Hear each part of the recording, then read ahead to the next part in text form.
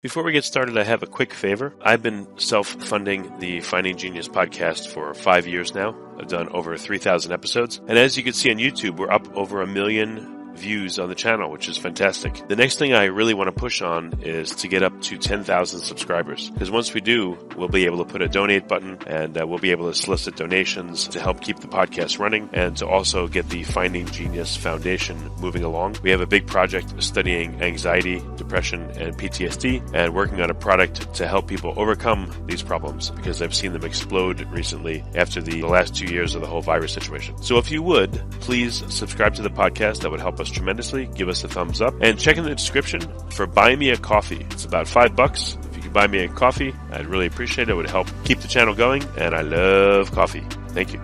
Forget frequently asked questions, common sense, common knowledge, or Google. How about advice from a real genius? 95% of people in any profession are good enough to be qualified and licensed. 5% go above and beyond. They become very good at what they do, but only 0.1% are real geniuses. Richard Jacobs has made it his life's mission to find them for you. He hunts down and interviews geniuses in every field: sleep science, cancer, stem cells, ketogenic diets, and more. Here come the geniuses. This is the Finding Genius Podcast with Richard Jacobs.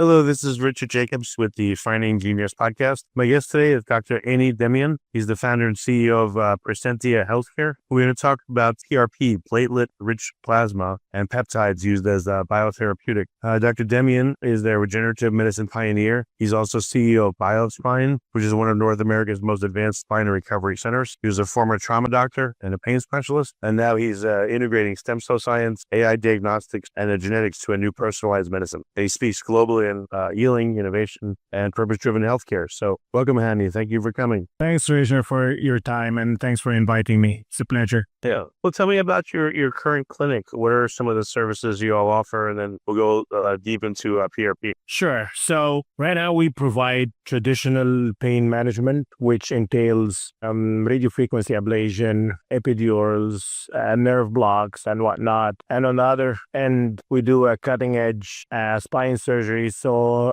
minimally and microinvasive endoscopic through 5mm incision. We do laminectomies, discs, fusions, spinal canal stenosis, injuries. Most of the spine surgeries that we perform there are day surgeries. In the middle, we try to fill the gaps using PRP, stem cells, exosomes, and the power of the body to start healing. We've started that a few years back, but the progress has been enormous, and happy to share with you and with the listeners. Okay, so we'll start with PRP, but we'll go into other stuff. So what is it, and what situations medically would you use it in? So PRP is not new. PRP is used for years. We used it for years. In fact, if we look into history, it started years ago in the ancient Egyptian. They used to do something called blood patch. So when they get injured in the field, in the farm, at war, they used to do mini cuts, get the blood to ooze there, and they put plants on it, lotus plant in specific, and let it heal. Wrap it and let it heal for a few days. So the idea is the same. We take the blood, we spin it from the patient himself or herself, we spin it to get rid of most of the cells, and we'll keep only the plasma and the platelets. Why the plasma and the platelets? Because this is a concentrated dose of platelets. Platelets has a lot of healing, growth factors, as well as bioactive proteins. Those proteins, when you direct them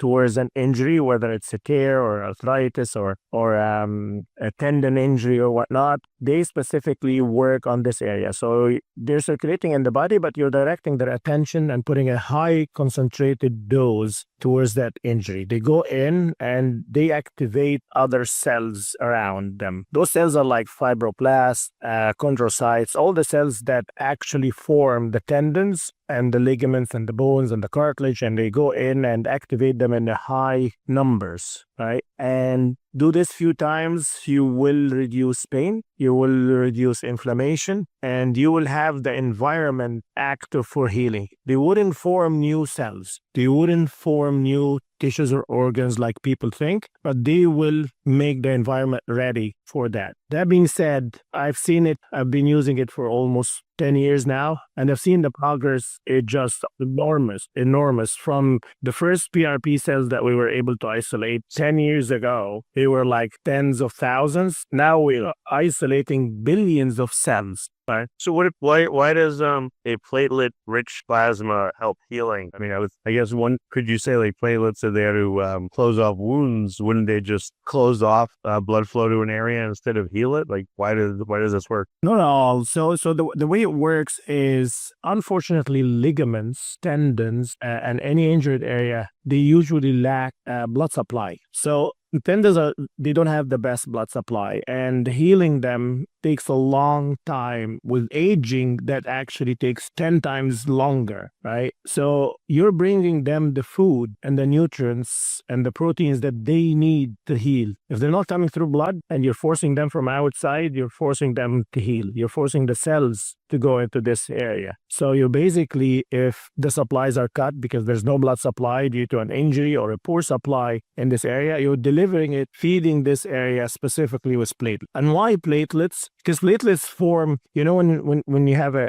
cut or a laceration and whatnot, and you start having a crust on it or a scab, right? This is exactly what platelet does, form a network that other cells can walk on it. So it's like a railway where the other cells can actually be delivered on it. This is what platelets does. Without it... Oh, they set up like a scaffolding for the delivery of other healing elements? Exactly. And funny, if we think on the other way, we give other patients blood thinners, so like aspirin and whatnot, and this aspirin make the platelets function stops. So that's why they have blood thinning, right? So they interfere with the platelet function and they stop it from clotting, and that's why you have blood thinners. We give this to a heart patients and patients with a lot of blood clots formation and whatnot. So that's usually stops the platelets from doing its job. Now we need them to do the job, and we're actually focusing their attention to the injured area, and that's how it works. Well, if you look at it, if I'm looking at an injured area and there's an inlet and an outlet, and I'm looking at this from a flow perspective, and all of a sudden a huge bolus of platelets comes in, would they be limited in leaving the site and temporarily kind of get caught in there and cause swelling and aggravation? Because like, why would a tendon not have good blood flow? Is it because the inlet is very narrow, or is it because the outlet is very narrow? Like, again, from a flow perspective, what's the limiting area in a wounded area that prevents enough blood flow from getting to it? Exactly. You described exactly the action that we're hoping to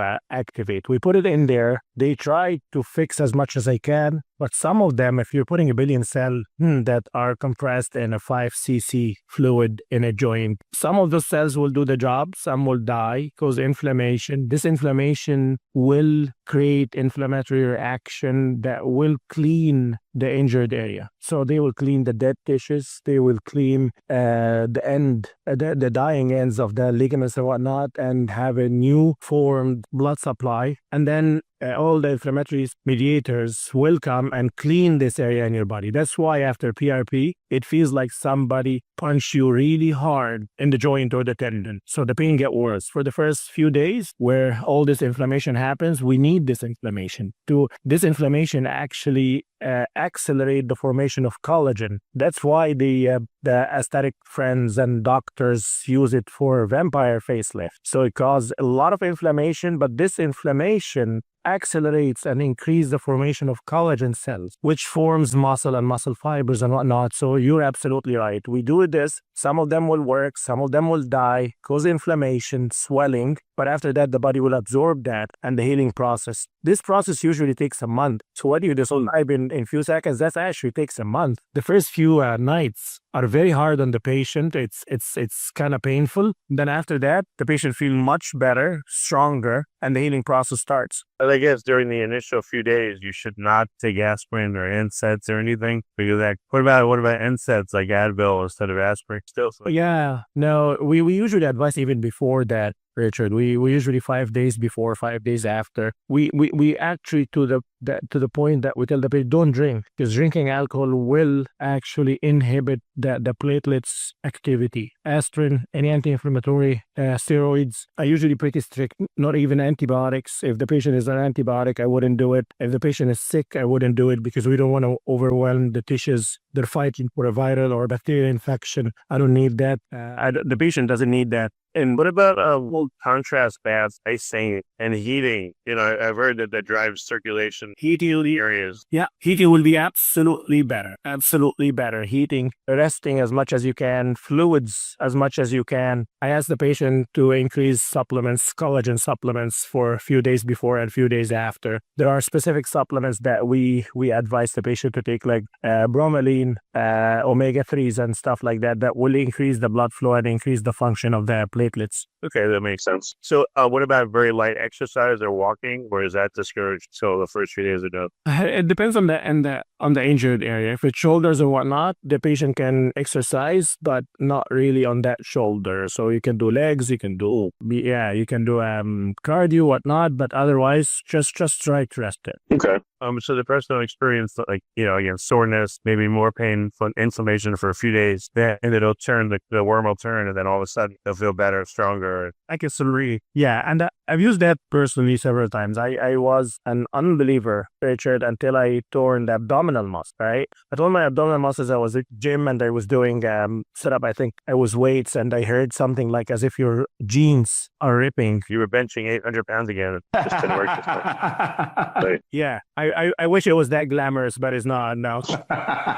So yeah, and the next day I couldn't even get out of bed. It was that bad. I went to the clinic, and one of the docs put the ultrasound, and he found a few holes in my abs, and he said, yeah, that probably will need surgery, but why don't we try PRP? I did it once every 2 weeks for 8 times. And after that, I was able to go back to the gym with no problem whatsoever. Never had a problem since. So I said, this stuff must be working. So I started offering to the patients. And with the progress of PRP, right now we're offering PRP, PRF, exosomes, peptides, and just IC. I'll get to the other stuff. I just had one more question about PRP, if you don't mind. Yeah. Are you injecting from a circulation sense, are you injecting right before the wound site so that most of it won't be lost and it'll go into the wounded area? And then I guess some will probably slip by and become circulating in the blood. Yeah, we've got 2 ways to inject. That's really good question. Really, really good question. So we've tried over the years, and I think our protocol is, number one, if it's a small area, we usually flood it with 4 or 5 cc. If it's a bigger area, I inject before and after. So if there is a tendon and there's an inch separation or whatnot, or a big gap, I inject before and after, trying to mitigate that risk and to increase the flow at the ends of the injured tendon or a ligament, so it will start growing or whatnot. There is no point of injecting right into the gap. The cells wouldn't bridge and would probably end up dying, causing more inflammation even than healing. But yeah, that's absolutely a great question. What about I would think a lot of people have hidden damage to their microvasculature, their whole body. So what happens systemically?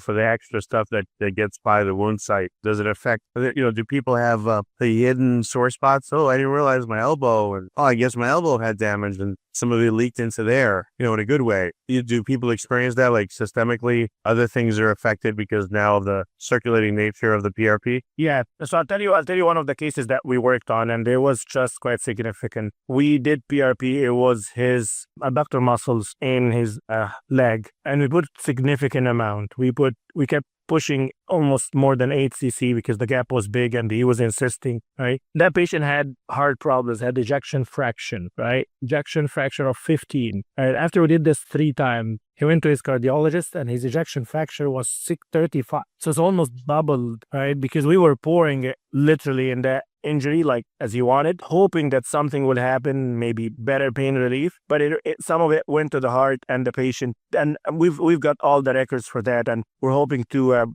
be able to do another case study and publish it. But yeah, you're absolutely right. Some clinics will do PRP IV infusion. Haven't seen a lot of success from that yet, but it's done, and it's done in a lot of South America, like Mexico and Panama and whatnot. But I haven't seen a lot of success from that. Well, what if you did the week before you did a preliminary low dose infusion to fix any small holes around the body, and then you do your targeted dose right before and after the wound site, because now all that would be used more effectively, and when it circulates back around, it would continue to hit that site because the other sites have been more or less filled up by any extra PRP. That's a great idea. We've been doing similar, not the same, with exosome. But for PRP, because it's a very limited amount, we're trying really to focus on that. And there hasn't been a lot of studies doing that, but this is a great idea. I wouldn't mind trying it myself. I have a lot of injuries from sports over the years, and I've been thinking about having an infusion of that nature for a while. Yeah, if you do like a low dose to be safe, it's a systemic cleaning, or systemic repair that you could do,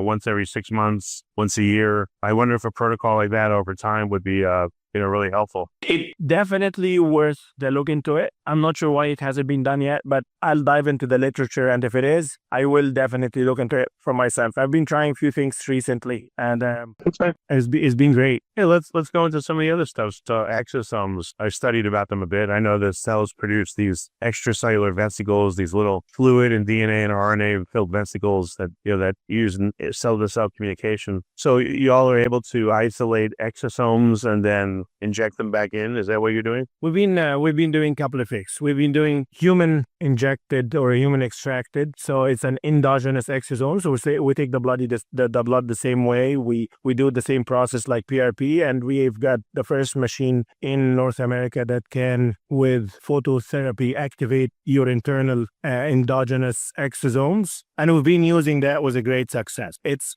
been a privilege. We've used it now for the past 6 months, and it just unbelievable. It hurts way more than PRP. As you can imagine, I tried it myself, and the pain was more than 3 days, almost a week. But the results are just unbelievable. We're looking in kind of exosomes are you trying to activate? Which cell types are all types. So it has almost a billion. No, sorry, more than that. It almost have 4 billion per mil of fluid, and we pack those into a 6 cc and we inject them. And we've done infusion for those, and the results are just unbelievable. I think we need.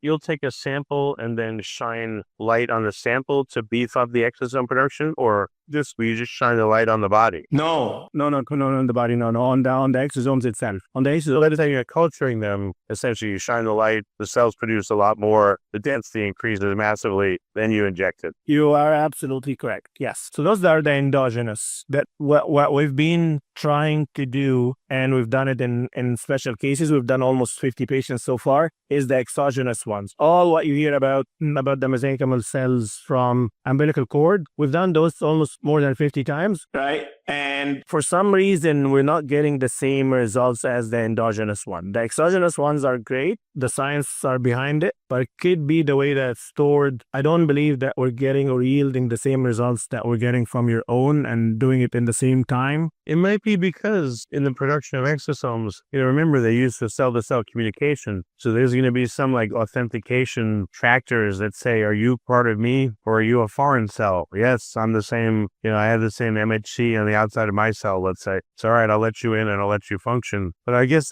I know I'm anthropomorphizing, but that's probably why, because the exosomes would have very different ride-along compounds and the body would recognize them as probably more foreign than endogenous ones, and so maybe wouldn't allow certain functions, I would absolutely agree. And I have patients that when I had it done in Panama, in Mexico, and came back very sick with autoimmune conditions. So we're very, very cautious about it. We look at our sources. They have to be FDA approved or Health Canada approved. We don't do anything there it's not approved. So we know that they went through scrutiny. So yeah, I think you are correct. I think we are not used, or we still not able to introduce foreign cells to our system yet. And I think our system will fight, especially if you're healthy, especially if you're younger. Your body was going to fight it. Has anyone tried to access, exogenous ones, but within a family? Are there any factors that have been identified? Like you transfuse blood or an organ. Are there any common factors that, it's hard to analyze exosomes, I'm sure, but if they could find factors that identify them as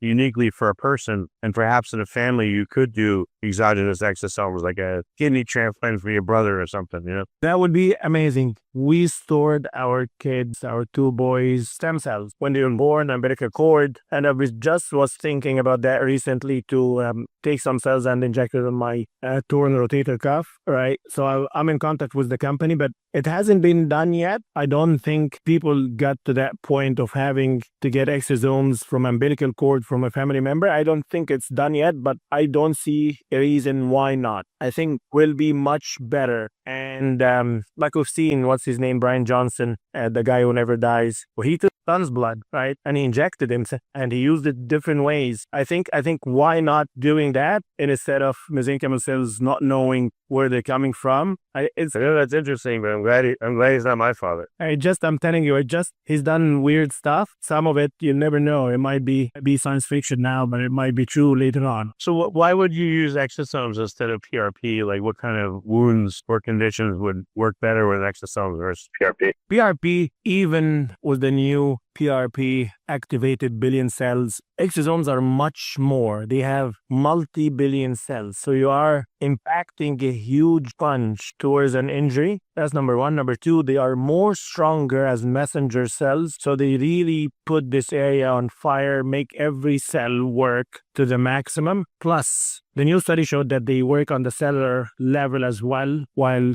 PRP work on the outside of the cell. They work on the cellular level, and they are connecting with the mitochondria inside the cell to make them produce what it needs to be done. So peptides and exosomes right now are the only 2 mechanisms that we can communicate directly with the mitochondria inside the cell. Does anything, if you apply exosomes because of such tremendous activity and upregulation, do any compounds get depleted? Do you need to follow up with some other substance that will, again, take away these depletions so the body can go back to functioning normally quicker? No, they haven't seen any negative feedback or downward regulation or anything else. It just, my concern as always, Richard, it just, what if the patient has cancer? You know what I mean?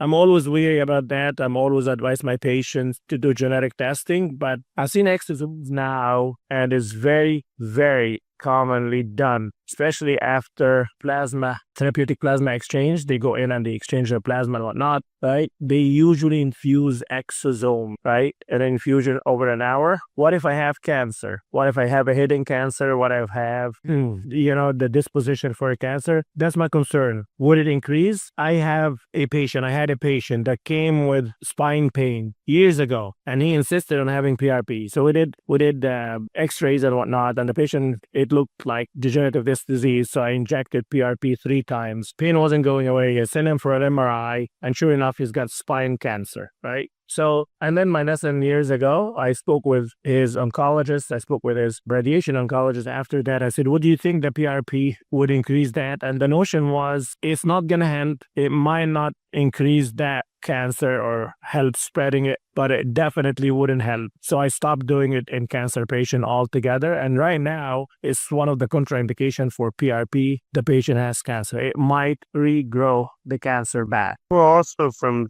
doing interviews, they said tumors do produce a very different profile of exosomes, and they believe that metastases or metastatic sites will communicate their exosomes with the main tumor. So I could see if you upregulate exosomes, like you cancers, ones that come along and instruct sites to repattern themselves for metastases and everything. So it's probably a bad idea. It is a bad idea. And I was in Dubai recently, and most of the conferences I've been to recently, they think that anti-aging regenerative will progress significantly in the Middle East. They have lighter regulation. But anyways, I was there visiting 6 clinics, trying different treatments and whatnot. And nobody asked me if I have cancer or not. It just nobody. It just, you want therapeutic plasma exchange? Sure. Pay here, get it done. You want exosomes? Sure. Pay here, get it done. You know what I mean? But you never know. You never know. I wouldn't trust having it myself without having genetic testing. And I did my genetic testing before doing any kind of a treatment. So that, I think, a downside for the rush into exosomes and PRP. I think patients should be a little bit more cautious about that. But otherwise, exosomes, fantastic. But where are they cultured from, by the way? Is it just blood? No. Or what kind of cell types? Cord cells, umbilical cord cells, mesenchymal cells. Oh, the endogenous ones, though. Oh, the endogenous are blood. Has anyone tried to do a cell biopsy from a given organ and then culture it from there? Let's say the liver. Not at all. I just wonder if anyone's, if you culture it again from the liver, some hepatocytes, and then stimulated them to produce exosomes and injected them back in. I just wonder what would happen to the condition of the liver, for example. Not at all, but there are trials now trying to fix liver cirrhosis with infusions of exosomes. So there are multiple big studies now and looking into this. I haven't seen any positive results yet. But yeah, they're trying to fix liver, the kidney disease with exosomes. For me, it will be something to look forward to. I have a lot of patients that will need that, but I don't think the external one will work, like you said, without cell mapping and seeing if the cells are compatible with ours. I think it will be quite difficult. Okay. All right. So we talked a bit about PRP, exosomes. You also provide peptides, which I guess are short segments of proteins. And what else do you provide?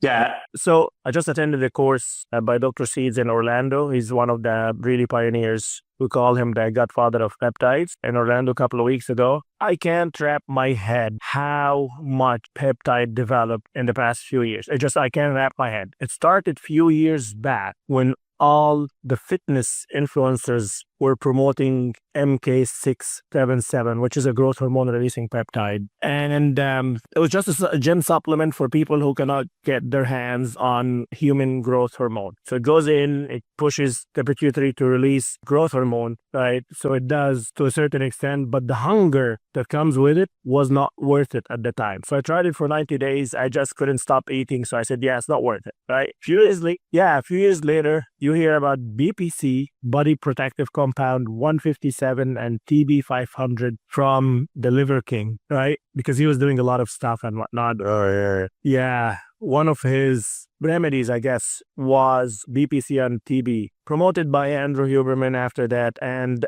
Joe Rogan. It went like fire, right? For gym, recovery, healing, right? And people start experimenting with it. And sure enough, I tried it. It works very well. And I've been on it since then. So actually, this year, they are treating chronic conditions with it. It's as if we are creating an alternative medicine towards next to our Western medicine, you know what I mean, with cholesterol pills and diabetes and whatever. They are treating MS, ALS, and muscle and scar tissue and this and you name it. They were treating cardiovascular conditions. They're treating head injury, concussion, trauma. And I believe that this is just the start. What is it? You said you've been doing it for years. What has it done for you? So 5 years ago, probably right at the start of COVID, I wasn't recovering well from the gym. I wasn't. I work out a push day and I'm struggling for a week to recover. Tried every gym supplement, every gym pre and post workout, did not work. So I said, you know what?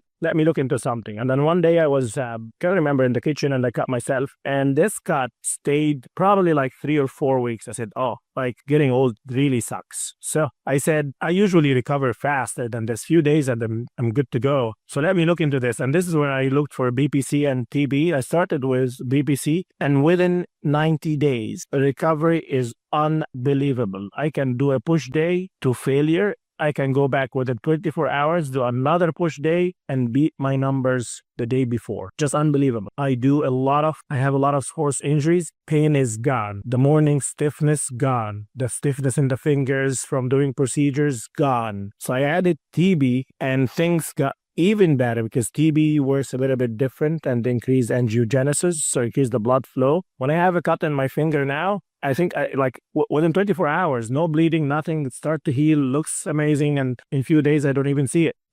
You should start telling your patients that you're 300 years old and they really be this.